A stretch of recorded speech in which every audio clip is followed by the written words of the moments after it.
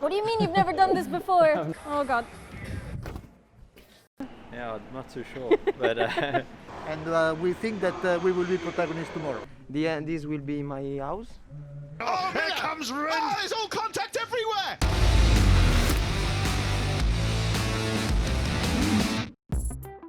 This week we're here in France for the 10th round of the MotoGP Championship.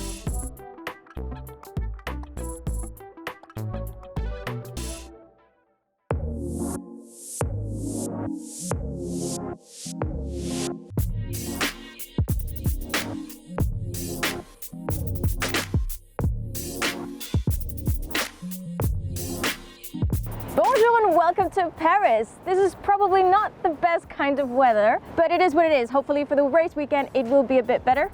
But since we're in Paris, we're going to go meet up with a born and bred Parisian Red Bull athlete. Hi! You're a familiar face. Yes, how are you doing? I'm good. I'm Matthias Dandois. Yeah? I'm born and bred in Paris. Nice. And I'm a BMX professional rider and 8 times world champion.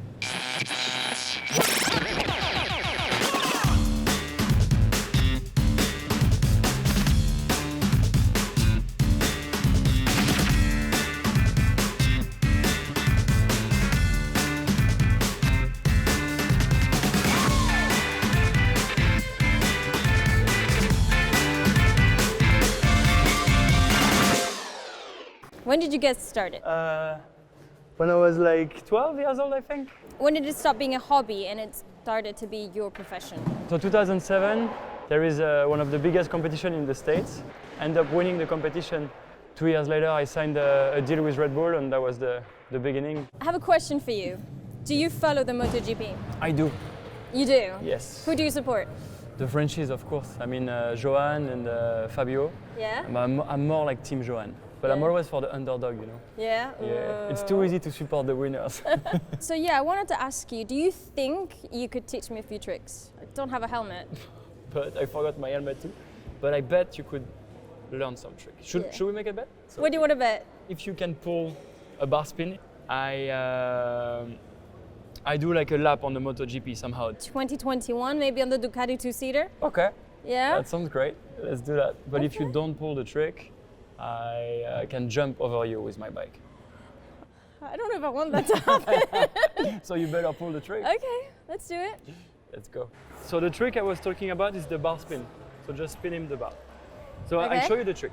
So you're gonna ride. Yeah. And basically just like do a little bar spin like that. Right there. Up, pinch la selle. Oh oui! It's not too fast. Right there. Exactly like that. And yeah, that was so close.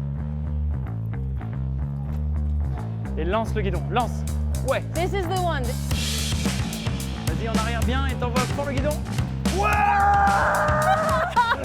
Did you see that?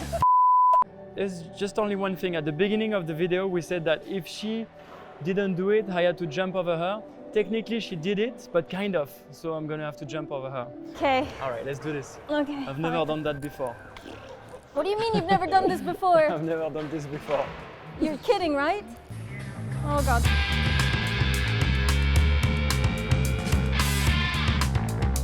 Well, thank you so much. For me, I think it was pretty successful given that I have no experience whatsoever. But I had a good teacher. You did so well. You did the Yeah. bar spin. Now the only thing that remains is me going to Le Mans on the track in 2021. Okay, we'll get you on a Ducati two-seater. See how you do. And we get one of the Frenchmen to coach you ahead of your lap.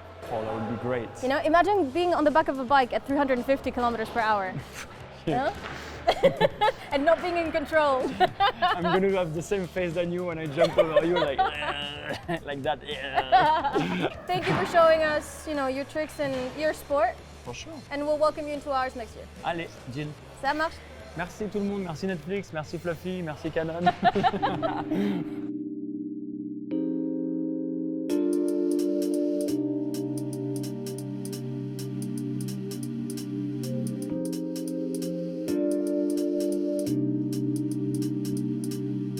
So we just left Paris and we're now road tripping to Le Mans, which is roughly 200 kilometers away. So yeah, so let's head to the track and see you there.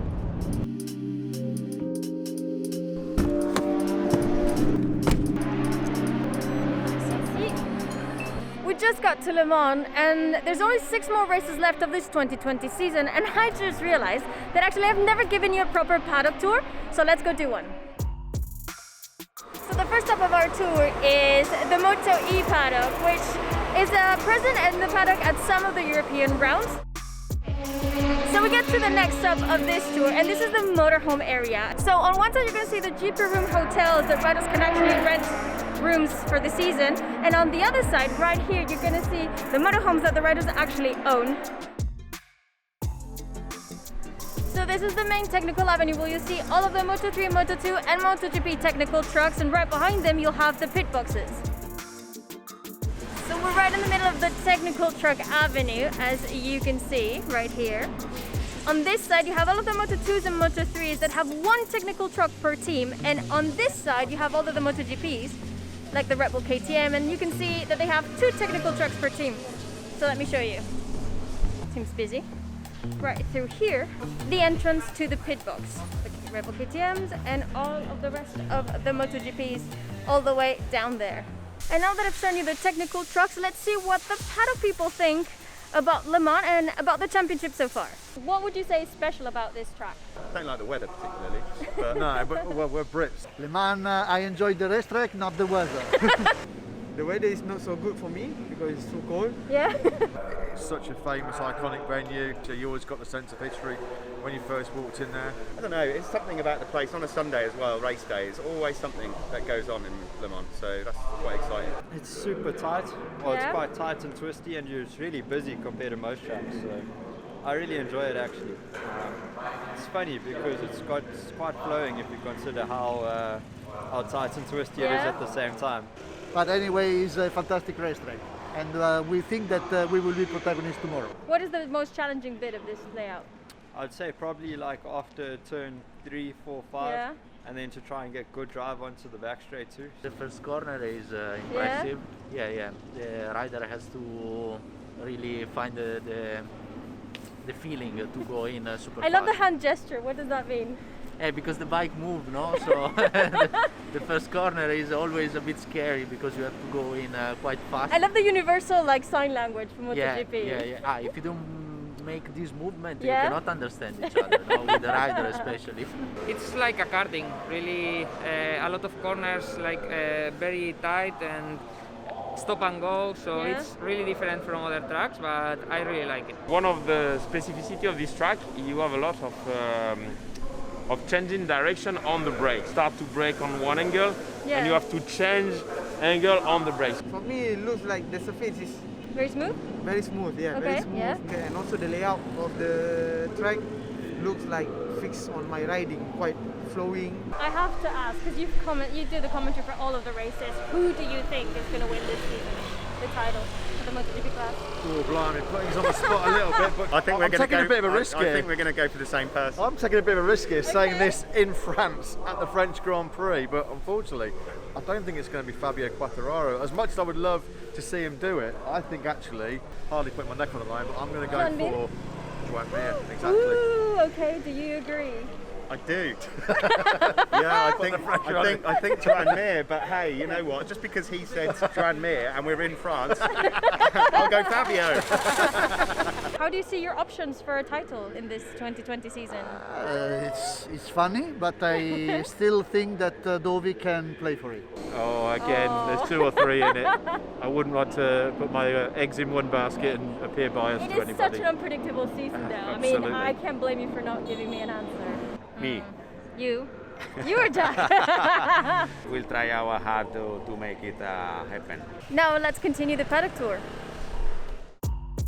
And we're now in the service truck area. For example, this one is the racing service for Shark helmet.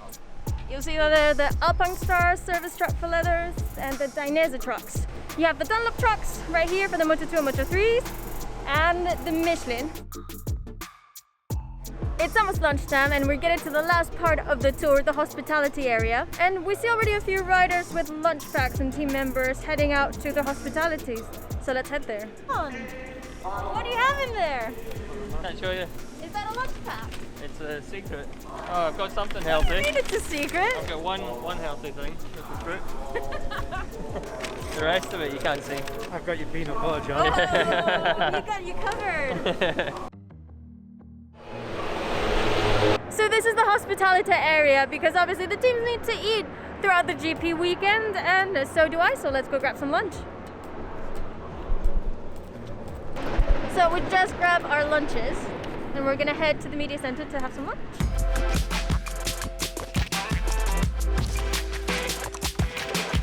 In the last few weeks, we had more confirmations about what the MotoGP grid is going to look in 2021. So let's go take a look. As for the factory Ducati team, we knew early on that Jack Miller will be riding for them in 2021, and we now know that it's his Pramac teammate, Pecco Bagnaia, who will be joining him in the factory Ducati team in 2021. Since we now know that the current Pramac riders are going to step it up to the factory Ducati team, we also know that it's going to be Joan Zarco who's going to be riding for Pramac, and alongside him is going to be young Jorge Martin stepping up from Moto2 into the MotoGP class. The long-awaited confirmation for the Petronas Yamaha airside team is finally official. Valentino Rossi will ride for them in 2021 alongside Franco Morbidelli. And for Aprilia Racing, there is still no second rider confirmed.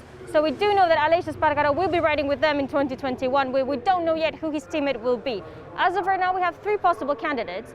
There are strong talks about Aprilia test rider Bradley Smith continuing in 2021, Cal Crutchlow, or potentially Andrea Dovizioso, but we don't know yet.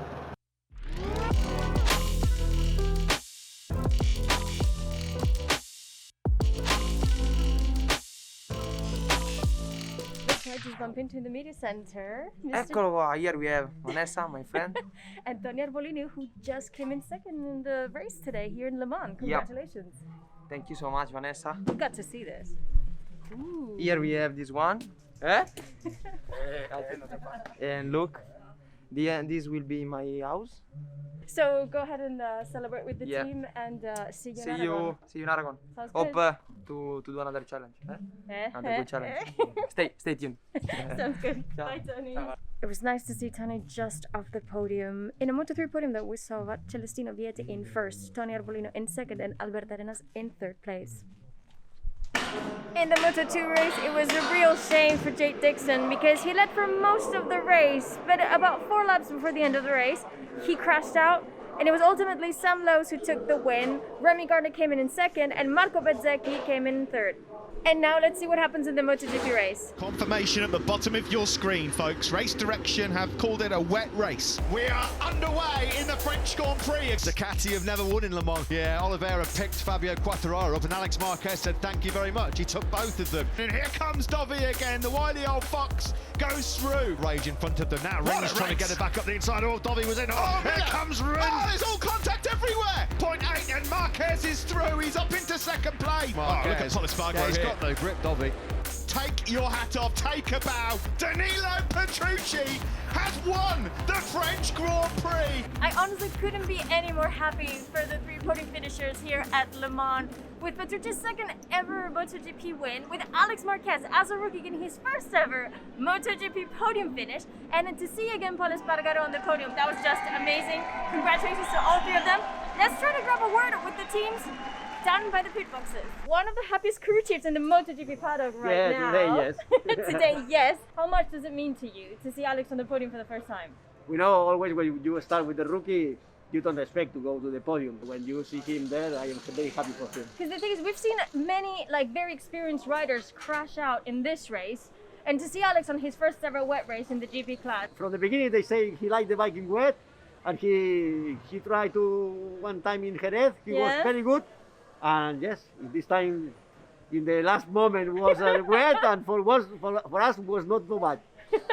Well, congratulations and enjoy the celebrations with the team and with Alex. Thank you very much. How nervous were you throughout that race? You get nervous, trust me. You get nervous, and people at home, they don't realise that the wettest takes so much concentration. Yeah. And you have all these moments, and you see the guys crashing around you, and you saw also that they didn't do anything different than you're doing. Yeah. Because you never take something to a limit, but in these conditions, the cold and everything, it's a tough one, really tough. So we're super pumped. How much time did you have with the team and the crew to get the bike in wet settings? I mean, luckily we decided that we were going to convert it already when I saw the cloud come over, so we were at least calm on that moment. Well, congratulations. That was an amazing podium finish yet again for Paul and for the team. Congratulations, Paul. See you. You made a prediction not too long ago about being successful here in Le Mans. We think that we will be protagonists tomorrow. And I have to say, congratulations, you were right. Thank you, thank you. We are very happy. Danilo make a fantastic race. We missed to win this year with Danilo, so another time like Mugello last year, and I hope for Aragon to be on the podium with both riders again. Congratulations, Davide, to you and the team. That was it for the French Grand Prix, and in just a few days we're headed to Aragon for the 11th round of the MotoGP Championship. And if you dare predict who's going to be on the podium, leave your answer in the comments below and see if you get it right. Don't forget to subscribe to the Red Bull Motorsport YouTube channel so you don't miss the next episode of Inside Pass. See you next time!